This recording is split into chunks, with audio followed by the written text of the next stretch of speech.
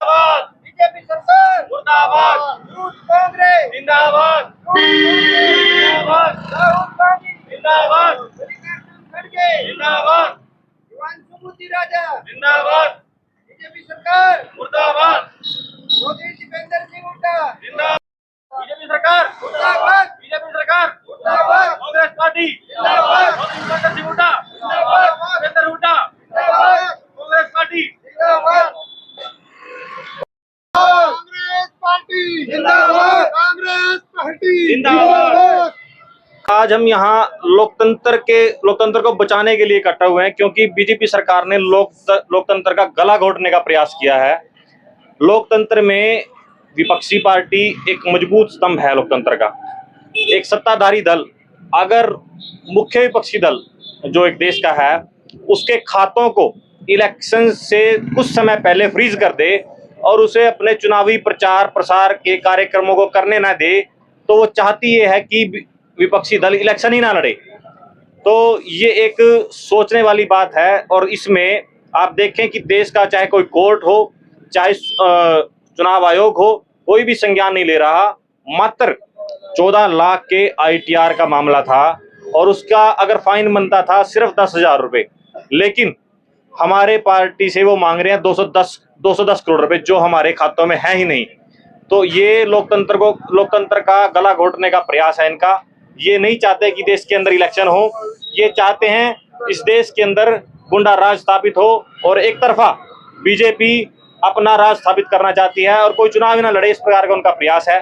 देखो किस प्रकार से रात ईडी की छापेमारी हुई और एक देश की राष्ट्रीय पार्टी आम आदमी पार्टी के राष्ट्रीय अध्यक्ष और दिल्ली के मुख्यमंत्री अरविंद केजरीवाल को भी इन्होंने गिरफ्तार कर लिया। इन्होंने पिछले कुछ समय पहले झारखंड के मुख्यमंत्री हेमंत सोरेन को भी गिरफ्तार कर लिया। देखो इन्होंने 2 CM को गिरफ्तार कर लिया। ये नहीं चाहते कि देश का कोई भी नेता उभरे। ये विपक्षी दलों को दमनकारी नीतियों से दबाना चाहते हैं। इनका प्रयास देश के लोकतंत्र का गला घोटने का है। बीजेपी की साजिश यही है कि देखो विपक्षी पार्टी अगर चुनाव लड़ेगी, अगर इनकी दमनकारी नीतियों को और देश विरोधी नीतियों को जनता के सामने उजागर करेगी तो चुनाव में वो जीत दर्ज कर सकती है। आज एक जन विरोधी नीतियां अपना रहे हैं, इसके तहत लोगों में अविश्वास है और सरकार के प्रति विरोध है। उस विरोध को तभी आगे बढ़ाया जा सकता है जब विपक्षी दल इलेक्शन लड़े। लेकिन इन्होंने विपक्षी दल के इलेक्शन लड़ने का सारा सिस्टम ही खत्म कर दिया, क्योंकि विपक्षी दल तब इलेक्शन लड़ेगा जब वो अपने प्रचार प्रसार के लिए अपने मजबूत उम्मीदवारों को मैदान में उतारेगा, उनकी एडवर्टाइजमेंट करेगा, उनको पैसे देगा। नेताओं को एक जगह से दूसरी जगह जाने के लिए पैसों की आवश्यकता है, उन्हें रेलवे टिकट की आवश्यकता है, कार में तेल डलवाने के पैसे की आवश्यकता है।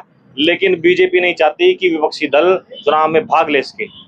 अगर विपक्षी दल के पास पैसा ही नहीं होगा तो वो अपनी नीतियों को सरकार की नीतियों का विरोध कैसे कर सकेगा, सरकार की जन विरोधी नीतियों को जनता के बीच कैसे पहुंचा सकेगा जब उनके पास पैसा ही नहीं है। क्या लोकतंत्र की हत्या है?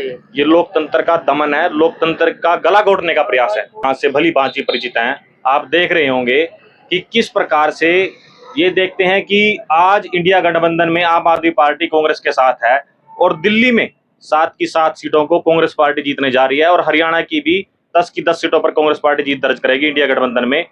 तो ये किसी प्रकार से विफल करना चाहते हैं कांग्रेस पार्टी के इंडिया गठबंधन को। इसीलिए इन्होंने केजरीवाल जी को अंदर कर दिया रात, क्योंकि जब वो अंदर होंगे तो प्रचार प्रसार ही नहीं कर सकेंगे। जब वो प्रचार प्रसार नहीं करेंगे तो वोटें कैसे मांगेंगे बीजेपी के खिलाफ। तो इनकी एक प्री प्लान साजिश है कि इनके मुख्य विपक्षी दलों के नेताओं को अंदर कर दें ताकि ये वोट ही ना मांग सकें। इनकी अपनी मनमर्जी चल रही है और मैं तो जनता से अपील करूंगा कि आप देखें, अगर इस प्रकार से चलता रहा तो एक दिन ऐसा आएगा कि आज तो आपके पास वोट का अधिकार है जो देश के संविधान के अंदर आपको दिया गया है। 18 साल के बाद आप वोट डाल सकते हैं, लेकिन आपके पास वोट का अधिकार ही नहीं होगा। आज आप 5 साल बाद सत्ता बदल सकते हैं, लेकिन जब आपके पास वोट का अधिकार ही ना होगा तो आप सत्ता परिवर्तन कैसे करेंगे। तो आपको सोचना पड़ेगा कि अगर आप इस सत्ता को बदलते हैं आपकी बार, तभी आप अगले 5 साल में काम न करने वाले नेता को भी बदल सकते हैं।